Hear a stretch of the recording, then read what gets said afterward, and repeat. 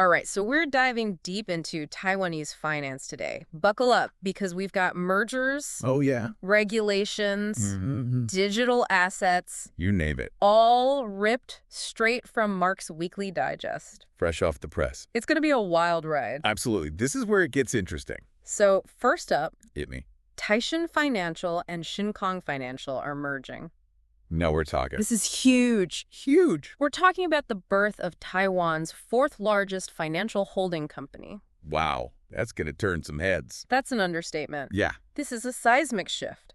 absolutely. This isn't just two companies shaking hands and calling it a day. No, I know. This is a whole new power player stepping onto the field. I think about it. The resources, the market share, the customer base. Unbelievable. It's going to send shockwaves through the entire industry. Oh, absolutely. Everyone's going to be watching this very closely. And it's not just the size, it's the precedent it sets. Right.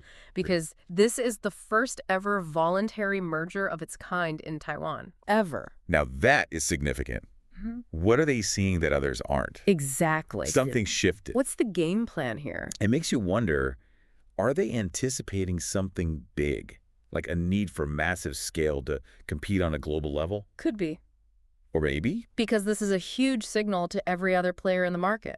it's a power move. Adapt or get left behind. Exactly. It's like they made the first move in a game of chess. And now everyone else is scrambling to catch up. Precisely. Yeah. Do they merge with another company? Do they specialize? What's their next move? This is going to be fascinating to watch unfold. Oh, I'm glued to my seat already. And you know where I think this is really going to shake things up? Where's that? Insurance. Oh, interesting. Both Taishin and Shinkong have massive insurance arms. Right. Combine that expertise, that market share. They become a force to be reckoned with. Exactly. And you know what that means? New products, different pricing, the whole 9 yards. It's going to be fascinating to see how consumers benefit from this. And you know what this brings to mind? What's that? This whole thing, could it be the start of a wave A wave. of consolidations? Ooh, like a domino effect. Exactly. Interesting. Will other companies feel the pressure The pressure to merge? to bulk up, to stay competitive? That's the million-dollar question, isn't it? It is. And only time will tell. I'm excited to find out. Me too. But let's move on for now.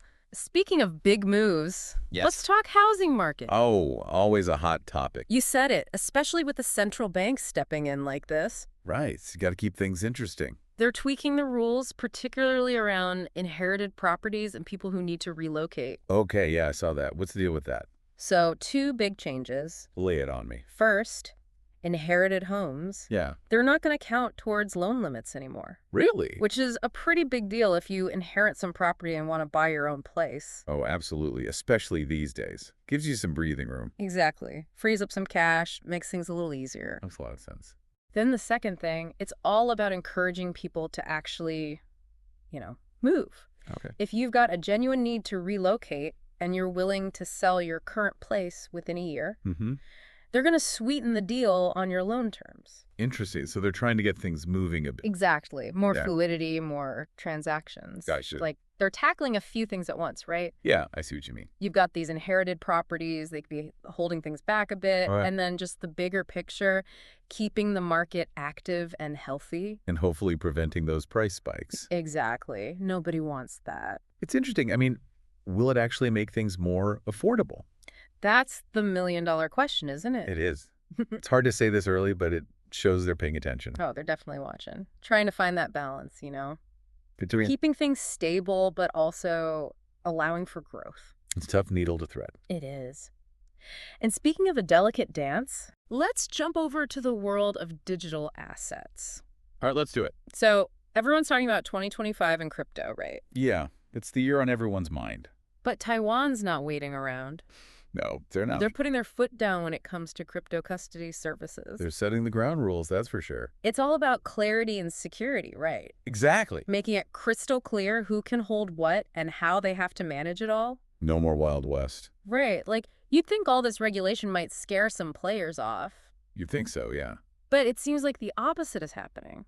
It's true. It's like Because you've got some international players getting cold feet. they're not used to this level of scrutiny, especially when it comes to anti-money laundering. Right, but then you've got Taiwanese banks. Lining up, eager to get in on the action. It's like this regulated environment is actually giving them more confidence. Exactly. It shows Taiwan's serious. They're not just dipping their toes in. They're ready to dive headfirst into digital assets. But responsibly, that's the key here. With a safety net. Yes, exactly. It's that balance again. Innovation, but with safeguards in place. Which is why this whole Stripe situation is so fascinating. Oh, yeah, they're back in the game. And they're going all in on USDC. Which is interesting, Ren. Very interesting, because you've got USDT, the bigger player. A little more volatile. Maybe a little riskier. And then there's USDC. The stablecoin, pegged to the US dollar. Stripe's playing it smart. It's a vote of confidence, don't you think? Absolutely. It says a lot about where they see the future of digital transactions heading. Stability, regulation, that's the name of the game. And for payment providers, that's huge. Huge.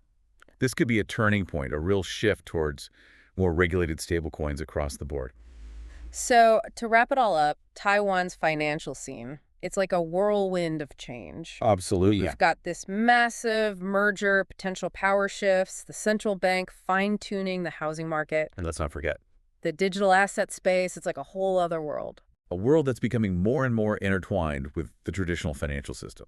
And the biggest question is, how will it all play out? How will these changes shape the future of Taiwanese finance?